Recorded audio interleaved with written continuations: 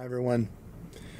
Okay, so this is day 5 on using the Fuji X-E3, and I have a lot of information to talk to you about. Some of the things that I like and some of the things that I don't like. Okay, so first of all, the SD card on the positioning and where the card is for the X-E3 is a little bit challenging to pop out. It's really receded into its slot a little bit. Compare that to the X100F or the X-E2. It's a little bit it's a little more challenging, but not impossible to take out. I found out, I tried the thumb grip of my X100F and it works perfectly fine with the Fuji X-E3. It doesn't seem to interfere with the shutter dial, so I really am liking that. And I got my thumb grip for like less than $12, I think, $8 on Amazon. So you don't need a fancy thumb grip for that. So histogram. Now, one thing that you might see me do is like look this way, and that's because I connected my small HD to the Fuji X-E3. This is the first time I'm doing that, and it's working perfectly right out of the box. And also I have the video micro connected to the camera, which is the first time I do that too.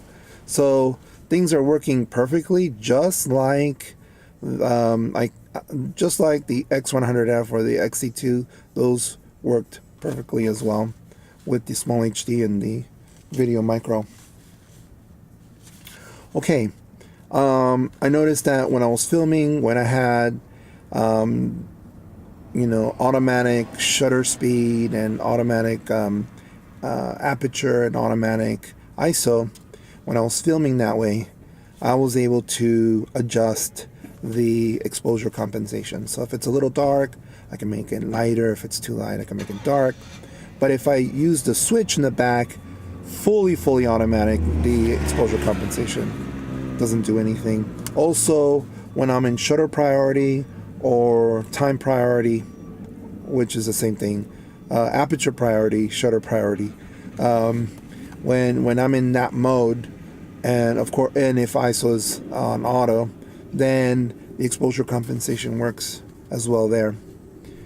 One thing that I've noticed a lot is that the 4K video looks great so far, but it does drain the battery a lot. Now, for example, I've probably been here 20 minutes testing the setup that I have right now, and I've lost 1 bar on the battery on the Fuji X-E3.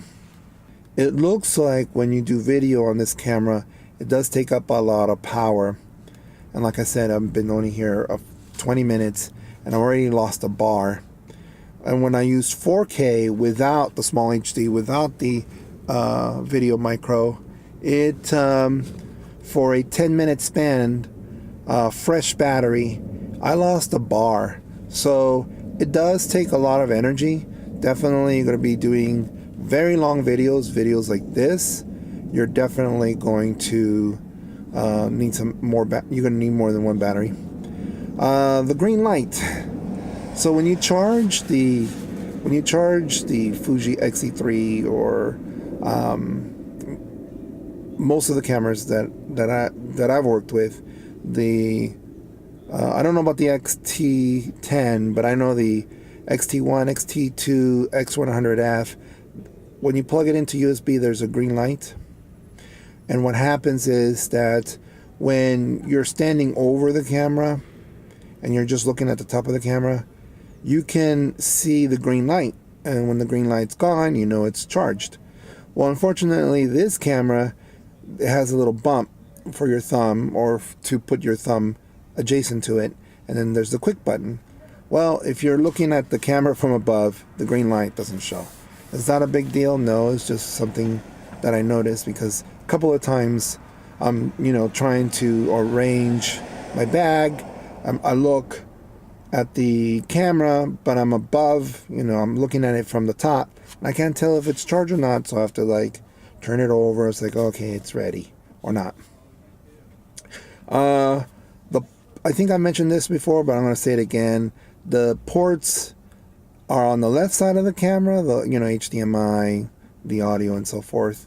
I'm still not used to it. I rather have it on the right side, and that has everything to do for me in terms of putting things away. But for right now, having the small HD hooked up to this seems to be a nicer setup. It's possible that having it on the left side might be more ergonomically better for the cabling. We'll find out. And I don't know if I mentioned this, but this is my first time using the small HD connected to the Fuji X-E3 and also the Video Micro. I like the shutter button so far. It's a bit it's way different than the X100F. And I'm liking it, and I'll probably talk a little more about it later. Let's talk about exposure very quickly. 1/60th of a second, f4.5, 0 exposure compensation, 200 ISO. I noticed that if it's in camera mode and I have it in low ISO, like low 100, and I put it in camera mode, it puts the camera in automatic. So be careful, because if the camera is in automatic and you're expecting it at 100, it might jump more than 100. And so that was kind of like weird. And that's one thing that is weird about the Fuji cameras, is that some of the settings cannot be fixed when you go from camera to video. One other thing that I know it happens with the other cameras is that when you put it in face recognition, which I did not use at all with the X100F. I mean, I used it for a little while and I was just sick and tired of it, because it would recognize my face, but it wouldn't focus.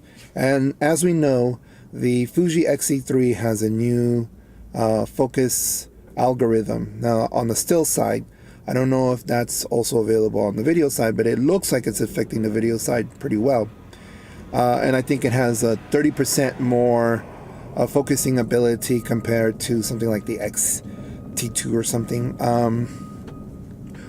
Okay, so going back to face recognition. So if you put it on face recognition, photometry doesn't work. And I remember some time ago when I was trying to use face recognition, I was trying to change the photometry or the metering system. I wasn't understanding why I couldn't change it. Well, the cool thing is that when you do in the quick menu, you can see an icon, the face icon on photometry, when you're using face recognition, which I think is pretty interesting. And that's something, not interesting, what I should say is that's good, because this way, if you're trying to use photometry and you don't know what's going on, you know that it's the face recognition that is holding that back. All right, I'll be seeing you soon. Bye-bye.